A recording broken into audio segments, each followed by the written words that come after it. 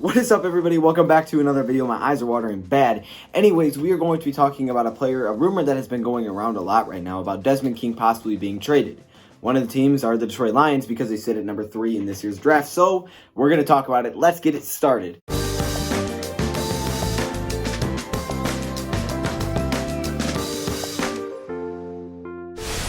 Welcome in, everybody, to another video, and we're talking about Desmond King. We're going to be talking about the trade back situation a little bit, but mainly Desmond King in today's video because, honestly, obviously I'm not a Chargers fan, don't watch a lot of the Chargers, so I don't know tons about Desmond King.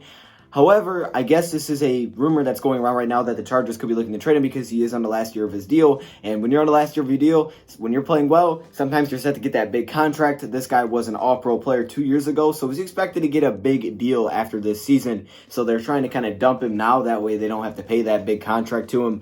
So that's kind of the situation with Desmond King, so they can get something in return as well.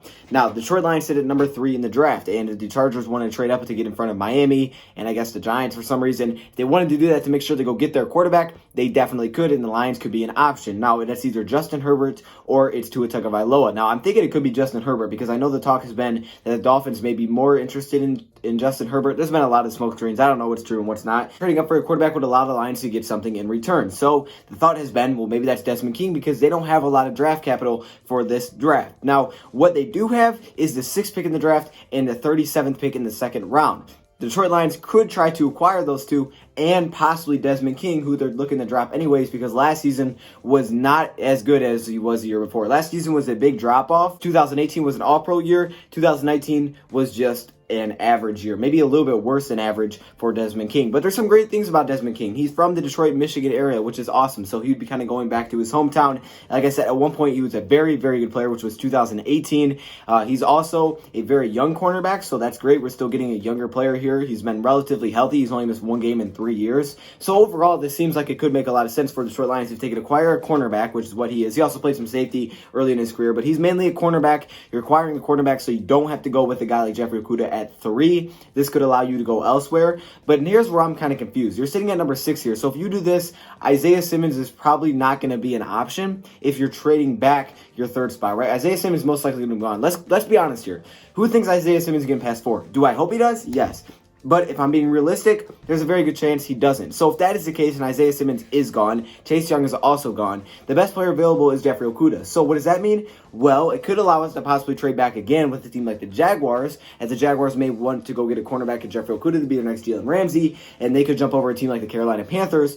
Or they could be looking at the defensive line option, and that could be a Derek Brown or Javon Kinlaw, which either of those guys I would be happy with. Then maybe if you could somehow acquire the 37th pick as well, which is the rumors I've been seeing. Maybe you don't get that if you get King, I'm not sure. But if you get the 37th pick, obviously that's huge, an early second-round pick to go along with the 35th pick. You nearly have back-to-back picks where you have tons of talent available. So the Lions have a really good option here. If they can pull this off, they could be looking for a double trade-back scenario with the team like the Raiders or the Jacksonville Jaguars. They could sit there, acquire the picks, and still get some talented players, but that wouldn't be Isaiah Simmons or Chase Young. That would be the one risk. Now, you also would be acquiring Desmond King, who's on the last year of his deal, which you would probably have to be prepared to pay him after the season, unless you don't want to. It really depends on how he plays, because like I said, last season was a big drop-off statistically. I know he's hyped up because of his All-Pro 2018 year, and I know I don't watch a lot of Desmond King because I'm not a Chargers fan, but last year his numbers overall just look really, really bad, and it's very concerning. However, again, we've seen this, and maybe he just wants out of the Chargers. I'm not exactly sure. Haven't heard that before. But maybe he'd do better in the Lions defense if we could draft some playmakers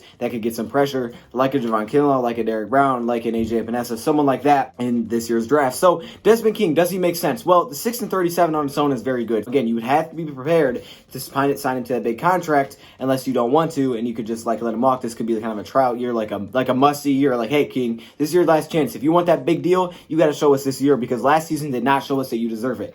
Now, Profile Focus gives this man a lot of love, especially in 2018. Let's look at 2019, though, first. Okay, the most recent season is when I'm talking about he kind of have a dip.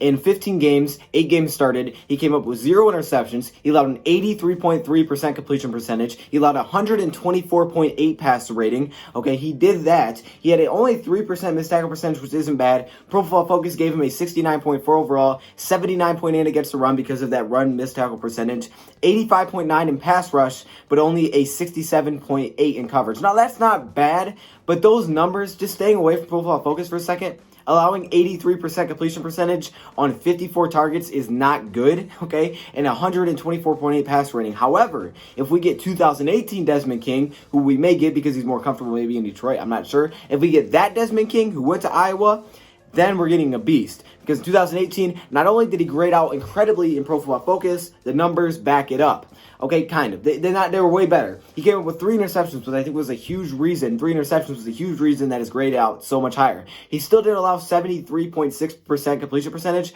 which isn't good. Not as bad as 2019, so I guess that's better. Only an 81 passer rating, though. That's really solid. I'll take that all day. But he did have that 13.9% missed tackle percentage. But again, that was his all-pro year. 2018, he graded as a 90.5 overall. So Pro Football Focus sees something that they like here. 64 against the run, over 70 in pass rush, and a 91.1 in coverage. So 2018 was definitely his best season. I think if we get that kind of player, this would be an absolute unbelievable trade because he still is cheap. It's kind of just a, hey, prove it kind of year for the Detroit Lions, and you're filling out a huge need with a younger player that you could potentially, if you like him, give it to a bigger deal. He's already comfortable in Detroit, Michigan, so that's awesome.